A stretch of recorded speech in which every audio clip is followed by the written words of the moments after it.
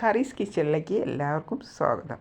നമ്മുടെ ഇന്നത്തെ ഒരു 2 മിനിറ്റ് കൊണ്ട് ഉണ്ടാക്കാവുന്ന ഒരു കറിയാണ് കേട്ടോ ഈ കാണിക്കുന്നത്. അതിന് വേണ്ടിയിട്ട് ഞാനൊരു 200 ഗ്രാം വെണ്ടക്കായ ചെറുതായി അരിഞ്ഞത് ഒന്ന് എണ്ണയിൽ വറുത്ത് കോരി ജസ്റ്റ് ഒന്ന് ഷാലോ ഫ്രൈ ചെയ്ത് മാറ്റി വെച്ചിട്ടുണ്ട്. ആ വരുന്ന എണ്ണയിലേക്ക് തന്നെ നമുക്ക് 1 ടീസ്പൂണോളം കടുകും 1/2 ടീസ്പൂൺ ഉലുവയും ചേർത്ത് പൊട്ടിക്കാം. പൊട്ടിക്കുമ്പോൾ നിങ്ങൾക്ക് ഇതിലേക്ക് വറ്റൽമുളകും കൂടി ആഡ് ചെയ്യണമെങ്കിൽ ചെയ്യാം കേട്ടോ. അതിനുശേഷം ഇത് വറ്റി വന്ന ശേഷം നമുക്കിത് ഈ ഇൻഗ്രീഡിയൻസാണ് വേണ്ടത്. അതായത് ഒരു തക്കാളി, ഒരു പകുതി സവോള, ഒരു 8 പച്ചമുളക് നല്ല എരിവുള്ളത്, ഒരു പറ്റിൻ്റെ പകുതി വെളുത്തുള്ളി, കറിവേപ്പില.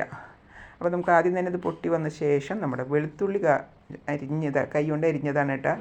വെളുത്തുള്ളിയും പച്ചമുളകും നമ്മുടെ കറിവേപ്പില നമ്മളിലിട്ട് ഒന്ന് മൊരിഞ്ഞ് വന്ന ശേഷമായിരിക്കണം നമുക്ക് സവോളയും തക്കാളിയൊക്കെ ആഡ് ചെയ്യേണ്ടത് കേട്ടോ. അപ്പോൾ പെട്ടെന്ന് ആയിക്കോളത്.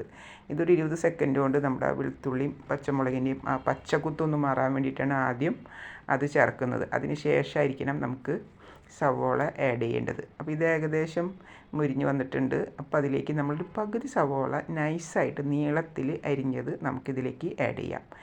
അപ്പോൾ അത് അധികം വല്ലാണ്ട് ബ്രൗൺ കളറൊന്നും ആവാൻ വേണ്ട, ജസ്റ്റ് ഒരു ഷാലോ ഫ്രൈയിലേക്ക് നമുക്ക് വന്നാൽ മതി.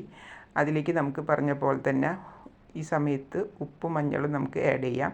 ഒരു 1/2 ടീസ്പൂണോളം മഞ്ഞളും, ഇതിലേക്ക് ഞാൻ ഒരു 1/2 ലിറ്റർ തൈരാണ് നമ്മൾ ഉപയോഗിക്കുന്നത്. അപ്പോൾ അതിന് 1 ടീസ്പൂണോളം നമ്മൾ ഉപ്പും ചേർക്കുന്നുണ്ട് കേട്ടോ.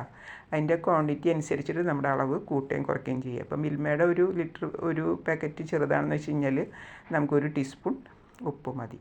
ഇതിലേക്ക് ഞാൻ ആ തക്കാളി നീളത്തിൽ അരിഞ്ഞത് നമുക്ക് ഈ സമയത്ത് ആഡ് ചെയ്ത് കൊടുക്കാം. അപ്പോൾ ഇതെല്ലാം കൂടി ഒന്ന് ജസ്റ്റ് ഒന്ന് മിക്സ് ആകുമ്പോഴേക്കും ഒരു 30 സെക്കൻഡ് കഴിയും. പെട്ടെന്ന് നമ്മുടെ ഉപ്പും കൂടി ആഡ് ചെയ്ത് വരുമ്പോഴേക്കും പെട്ടെന്ന് അതിൻ്റെ മെൽട്ടാവണ രീതിയിലേക്ക് വരും. ഈ സമയമായിരിക്കണം നമ്മൾ വറുത്ത് കോരി വെച്ചിരിക്കുന്ന നമ്മുടെ തക്കാളീനെ നമ്മൾ ഇടേണ്ടത്. അപ്പോൾ നമ്മളിത് ഇട്ട് കഴിഞ്ഞാൽ പിന്നെ നമ്മുടെ ഫ്ലെയിം ഓഫാക്കണം. കാരണം വെച്ച് കഴിഞ്ഞാൽ പിന്നെ ഫ്ലെയിം ഓഫാക്കിയില്ലെങ്കിൽ നമ്മൾ തൈര് ചേർത്ത് കഴിഞ്ഞാൽ തൈര് പെട്ടെന്ന് ലൂസായി മാറും. അപ്പോൾ എപ്പോഴും വെള്ളമില്ലാത്ത നല്ല കട്ടത്തൈരായിരിക്കണം നമ്മളിതിന് ഉപയോഗിക്കേണ്ടത്. പുളിയില്ലാത്ത നല്ല തൈര് കിട്ടുകയാണെങ്കിൽ ഏറ്റവും ബെസ്റ്റ് അതായിരിക്കും. നമുക്ക് നല്ല എന്താ പറയുക, കാണുമ്പോൾ തന്നെ അതിൻ്റെ ആ കൊഴുപ്പ് കാണുമ്പോൾ തന്നെ നമുക്ക് ചോറിലേക്ക് ഒഴിക്കുമ്പോൾ തന്നെ ഒരു പ്രത്യേക ഭംഗിയാണ്. എന്നിട്ട് പറയുക നല്ലൊരു ഗ്ലേസിങ് പോലെയാണ് നമ്മുടെ കറി തന്നെ നിൽക്കണത് കാണുമ്പോൾ. പ്രത്യേക രസമാണ് കേട്ടോ കാണുന്നതിനോടൊപ്പം തന്നെ നല്ല രുചിയാണ് താനും. ഇതിൻ്റെ രുചി പറഞ്ഞറിയിക്കാൻ പറ്റില്ല. സത്യം പറഞ്ഞു കഴിഞ്ഞാൽ ഇപ്പോൾ പണ്ട് കാലത്തൊന്നും നമ്മളങ്ങനെ ചിന്തിക്കാറില്ല. എപ്പോഴും തേങ്ങ അരച്ചൊക്കെ വെച്ചാലേ കറി ആവുള്ളൂ എന്നുള്ളൊരു ധാരണ ഉണ്ടായിരുന്നു. പക്ഷേ കാലം പോയി, നമ്മൾ എല്ലാവരും തിരക്കായി തീർന്നു. അപ്പോൾ പുതിയ വിഭവങ്ങൾ വളരെ സമയപരിധിക്കുള്ളിൽ ഉണ്ടാക്കണമെന്ന് നമ്മൾ ചിന്തിച്ച് തുടങ്ങി.